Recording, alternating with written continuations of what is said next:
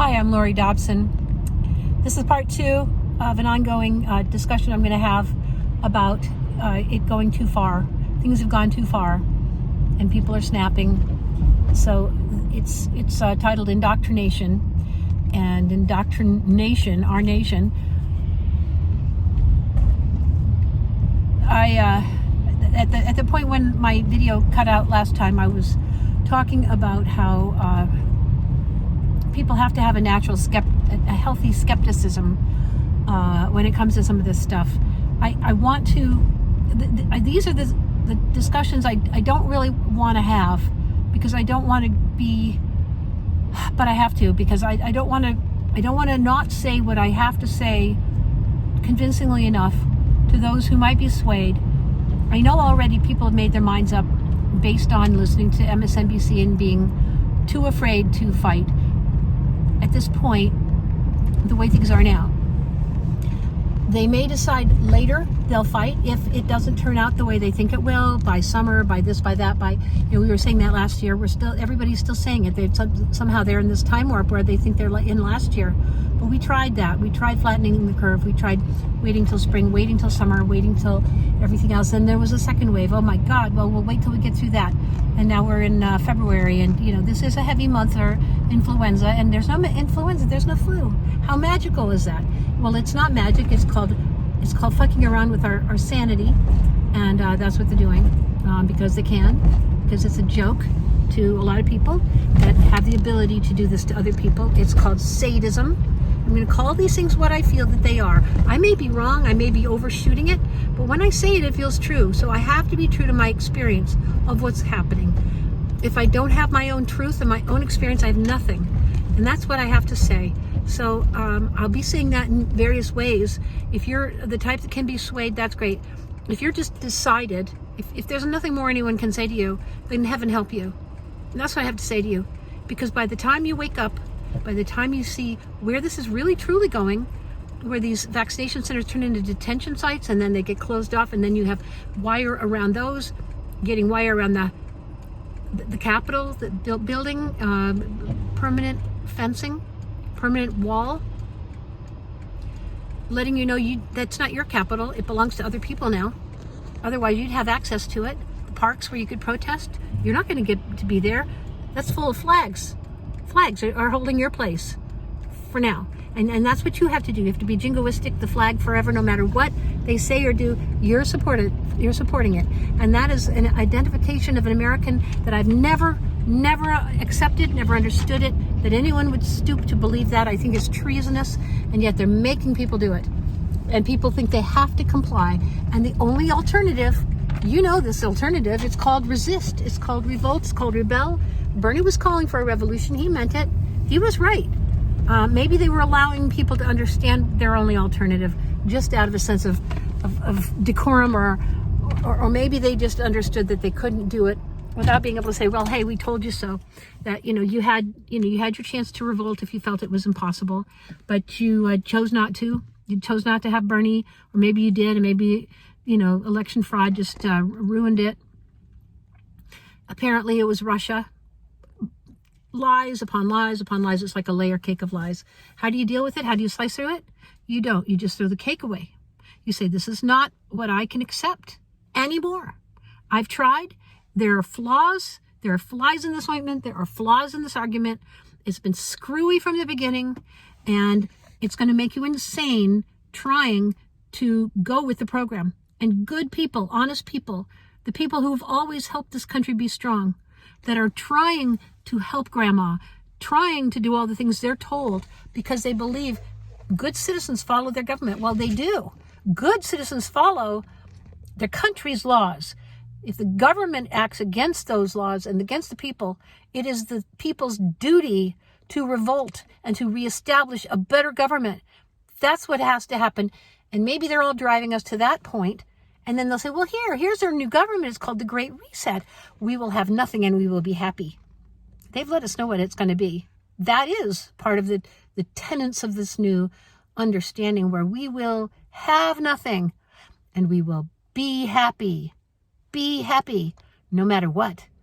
And all of those ladies will want to just make us feel cheerful, and get strong enough so that we can combat all the feelings that we feel. Believe me, I understand that. I understand it probably more than you can imagine. I try so hard against myself to just fight back to a point where I feel truthful in myself. And I don't feel like a good, like a good, sometimes I don't feel like a good daughter or a good woman or a good wife. Of course, I'm not a wife anymore, so that helps. A good mother, but I feel like I'm doing what I have to do, no matter how many people hate me in my family for this. I mean, they don't hate me, but they hate that I don't comply, that I don't hand my mind over. But I cannot. I do try. You don't know how hard I try to reconcile. But there's no reconciling. It's all the truth or nothing. If I'm going to say this is true, this is true, this is true, well, that's true, but I can't see it, so that's not true. No. If it's not true, I can't say it. And it feels very self-centered and narcissistic to say that, but what else can I say?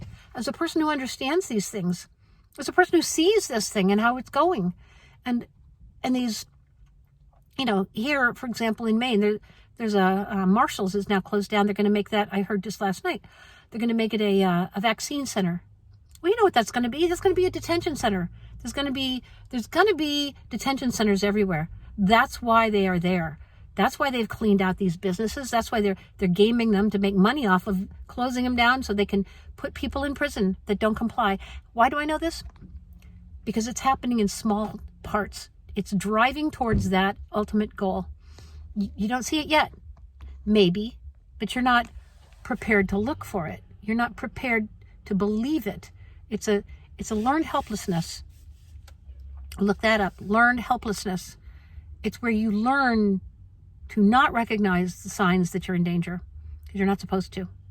You're not prepared to act under for your best interest because your government and your media and your culture are forcing you, in your mind, they're forcing you to believe what they're saying. They're scaring you to death about this Marjorie Taylor Greene, I think is her name. She's a horrible person. So anything anybody can say that looks like her is horrible. We have to reject those people. You start rejecting your neighbor for disagreeing with you, for having different opinions, screw the First Amendment. Screw your right to free speech or the right to free identity. Sovereign individual. If you're not a sovereign individual, you're not free. You are a slave to this system. That's not what this country was founded on. We left a system where there was slavery, taxation without representation. We left it, we fought it.